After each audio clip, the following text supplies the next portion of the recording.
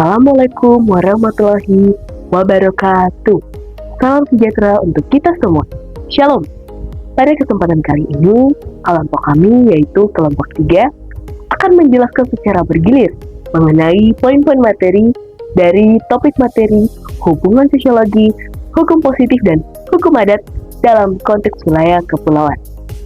Di sini, saya Yesi Tupan Dem Anim 2025-21006 akan menjelaskan mengenai pengertian sosiologi. Sosiologi adalah ilmu yang mempelajari masyarakat, hubungan antar manusia, dan pola interaksi sosial yang membentuk kehidupan bersama. Sosiologi mengkaji nilai, norma, struktur sosial, serta perubahan sosial yang mempengaruhi perilaku manusia. Dengan pendekatan ilmiah, sosiologi membantu memahami berbagai fenomena sosial dan memberikan solusi terhadap masalah yang muncul di dalam masyarakat. Sekian dan terima kasih. Materi yang berikut mengenai pengertian hukum positif. Hukum positif adalah seperangkat asas hukum dan kaidah yang dibuat dan ditetapkan secara resmi oleh pemerintah pada waktu itu dan di tempat tertentu di suatu negara. Hukum positif juga adalah hukum yang tertulis atau lisan yang berlaku saat ini di suatu wilayah. Hukum ini menciptakan ketertiban dan keadilan dalam masyarakat dengan memisahkan hukum dan moralitas. Contoh hukum tertulis, Undang-Undang Dasar 1945 dan Kitab Undang-Undang. Hukum ini yang dimana dibuat untuk mengatur tingkah laku masyarakat. Contoh hukum secara lisan, misalnya transaksi utang piutang, jual beli barang seperti barang bekas, yang dimana ketika suatu kesepakatan terjadi maka hal itu termasuk transaksi secara lisan. Pengertian hukum adat. Secara umum, hukum adat adalah keseluruhan aturan atau norma tidak tertulis yang hidup, tumbuh, dan berkembang dalam suatu masyarakat hukum adat tertentu yang mengatur tingkah laku anggota masyarakatnya yang ditaati secara turun-temurun serta memiliki sanksi atau akibat hukum terhadap pelanggarnya. Hukum adat juga sering disebut sebagai living law atau hukum yang hidup karena ia berlaku dan dipertahankan oleh masyarakatnya sendiri. Kemudian juga ada hukum adat menurut para ahli. Yang pertama Mr. Cornelis van Vollenhoven. Mr. Cornelis van Vollenhoven merupakan tokoh utama dan yang pertama memperkenalkan istilah hukum adat. Menurutnya hukum adat adalah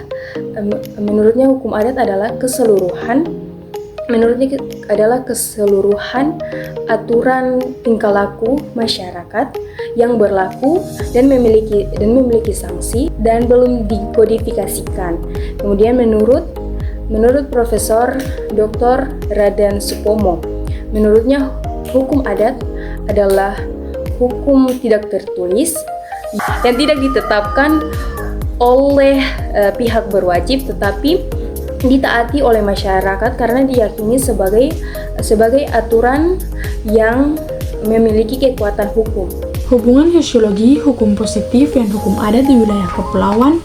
Yang pertama, sosiologi.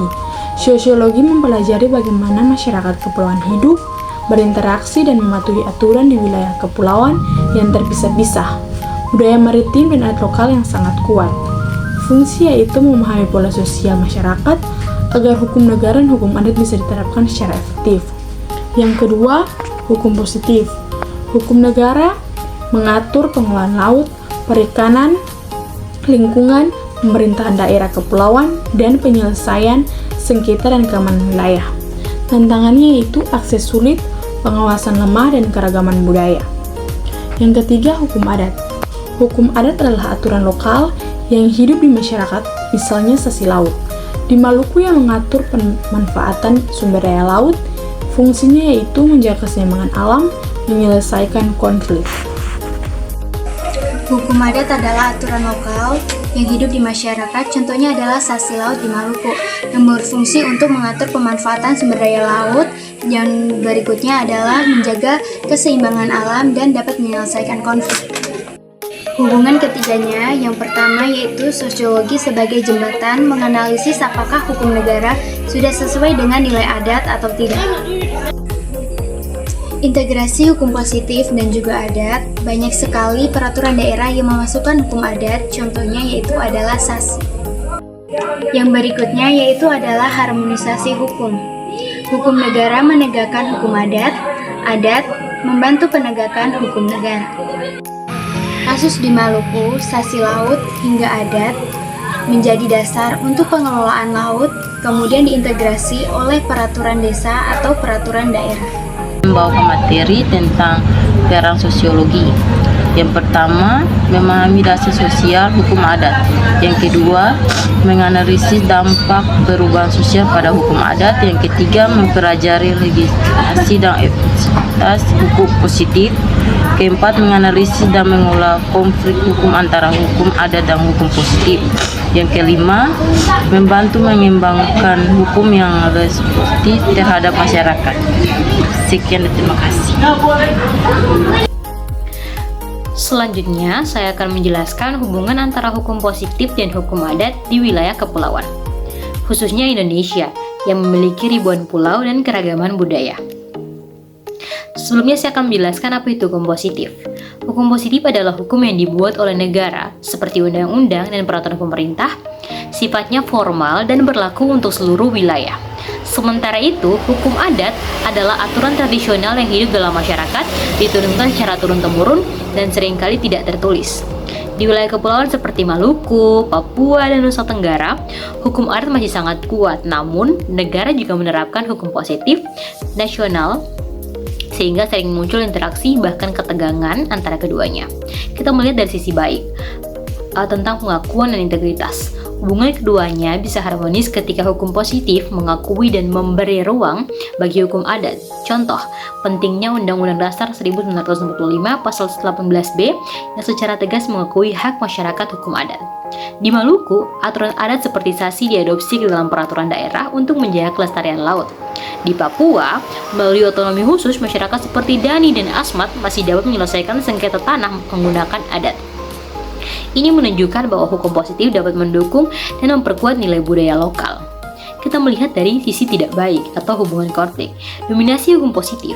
Namun, hubungan ini tidak selalu mulus. Konflik sering muncul saat hukum positif dianggap lebih utama, terutama dalam pembangunan ekonomi. Contohnya, di Kepulauan Riau, reklamasi pantai untuk investasi sering bertabrakan dengan hak adat masyarakat Melayu.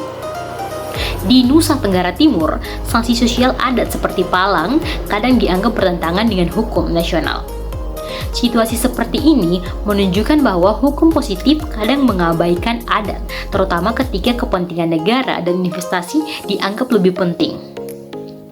Kita melihat tantangan utama di kepulauan. Tantangannya adalah keragaman adat antar pulau, sementara hukum positif bersifat seragam. Di banyak daerah terpencil, akses masyarakat terhadap hukum negara sangat terbatas, sehingga mereka bergantung pada adat, dan ini butuh diakui agar tidak dianggap ilegal. Kemudian kita melihat solusi dan arah perbaikannya. Beberapa solusi yang dapat membangun harmoni. Pertama, reformasi hukum, seperti model di Filipina dan Malaysia yang memberikan ruang bagi hukum adat lebih besar. Yang kedua, edukasi dan advokasi, agar masyarakat adat memahami hukum positif dan bisa memperjuangkan haknya. Yang ketiga, otonomi daerah seperti di Papua, untuk mengintegrasikan adat ke dalam kebijakan lokal. Jika kedua sistem ini saling menghormati, maka pembangunan dapat berjalan tanpa menghilangkan identitas budaya masyarakat kepulauan. Kesimpulannya, hubungan hukum positif dan hukum adat adalah dinamika antara pengakuan dan konflik. Keduanya perlu disinergikan agar keadilan dan budaya tetap terjaga. Sekian penjelasan dari saya. Terima kasih. Materi yang berikut mengenai sosiologi hukum dapat berperan sebagai penghubung antara hukum adat dan hukum positif dengan beberapa cara sebagai berikut. Yang pertama, menganalisis konteks sosial. Sosiologi hukum mempelajari konteks sosial di mana hukum adat dan hukum positif beroperasi, sehingga dapat memahami bagaimana kedua sistem hukum tersebut berinteraksi dengan mempengaruhi masyarakat. Yang kedua, mengidentifikasi nilai-nilai dan norma. Sosiologi hukum dapat mengidentifikasi nilai-nilai dan norma yang mendasari hukum adat dan hukum positif, sehingga dapat memahami bagaimana kedua sistem tersebut dapat saling melengkapi. Yang ketiga, mengkaji proses legitimasi hukum. Hukum dapat mengkaji proses legitimasi yang melibatkan hukum adat dan hukum positif, sehingga dapat memahami bagaimana hukum adat dan hukum positif diintegrasikan dalam sistem hukum positif. Dan yang keempat, mengembangkan pendekatan pluralisme hukum. Sosiologi hukum dapat mengembangkan pendekatan pluralisme. Kali ini saya akan menjelaskan tugas sosiologi hukum kepulauan yang diberikan oleh Pak Harley Salman dengan tema yaitu hubungan sosiologi, hukum positif, dan hukum adat dalam konteks wilayah kepulauan dengan contoh ketiga unsur dalam praktik. Teman-teman, Indonesia adalah negara kepulauan dengan sistem hukum ganda yang seringkali disebut dengan pluralisme hukum. Terdapat 3 jenis aturan yang saling berinteraksi. Yang pertama adalah hukum negara yang tertulis, yang kedua adalah hukum adat sebagai warisan leluhur dan kebiasaan yang berlaku di masyarakat sehari-hari. Kadang, aturan yang dibuat di pusat memiliki perbedaan dengan kenyataan di daerah terpencil. Tentu saja teman-teman menyadari hal ini. Hal ini juga disebabkan karena kurangnya perhatian yang diberikan kepada kita, wilayah-wilayah terluar Indonesia. Saya akan memberikan 3 contoh daerah. Di sini yang pertama adalah Maluku. Tentu saja, teman-teman pasti sudah tidak asing lagi dengan yang namanya SASI. Ya, SASI sendiri adalah bertujuan untuk melindungi sumber daya alam yang dikelola oleh Kewang atau petugas adat, yang seringkali wibawanya itu di kalangan masyarakat itu lebih daripada aparat-aparat biasa. Tradisi ini diakui melalui peraturan desa, dan warga patuh karena rasa hormat dan juga malu terhadap sanksi sosial yang akan diterima jika melanggar peraturan adat ini. Hal ini menunjukkan apa, teman-teman? Hal ini menunjukkan bahwa hukum negara itu bisa lebih efektif jika mau bekerja sama, berkolaborasi dengan hukum adat yang masih aktif. Yang kedua yaitu berada di Kepulauan Riau, teman-teman. Teman-teman tahu tidak kalau nelayan-nelayan di Kepulauan Riau itu, nelayan yang tradisional terkhususnya itu yang memiliki kapal-kapal kecil, itu mengalami persaingan dengan nelayan-nelayan modern yang memiliki kapal-kapal besar, yang memiliki modal-modal yang besar ya teman-teman, dalam hal mencari ikan di laut. Sebenarnya teman-teman, pemerintah itu telah menetapkan aturan zona tangkap ikan. Namun teman-teman pasti sudah tahu lah, law in book dan law in action itu berbeda. Jadi masyarakat nelayan kecil itu seringkali membuat hukumnya sendiri, teman-teman. Hukumnya apa? Kadang mereka itu membakar kapal-kapal besar. Mereka itu marah. Kita nelayan tradisional menangkap ikan berapa sih? Kalian dengan peralatan kalian itu menangkap ikan berapa? Perbandingannya jauh sekali. Jadi mereka membakar kapal-kapal itu karena frustasi. Karena ingin disampaikan pun mereka tidak dengar suaranya. Tentu saja pembakaran ini adalah pelanggaran terhadap hukum atau tindakan kriminal. Namun masyarakat itu menganggap bahwa ini adalah keadilan jalanan. Oke. Yang ketiga di sini kita berpindah kepada tetangga, yaitu adalah di Nusa Tenggara Timur, terkhususnya di Adonara. Teman-teman tahu tidak, di Adonara itu seringkali sertifikat tanah yang dikeluarkan oleh negara itu kurang diterima dibandingkan dengan batasan tanah berdasarkan cerita sejarah warisan leluhur. Ketika sengketa tanah berubah menjadi sebuah kekerasan, tokoh adat melalui ritual damai seperti Baulolon justru mempunyai cara untuk menyatukan kedua belah pihak. Ini menunjukkan bahwa peran penyembuhan yang dimiliki oleh adat tradisi itu lebih efektif dibandingkan dengan penjara pengadilan negeri biasa.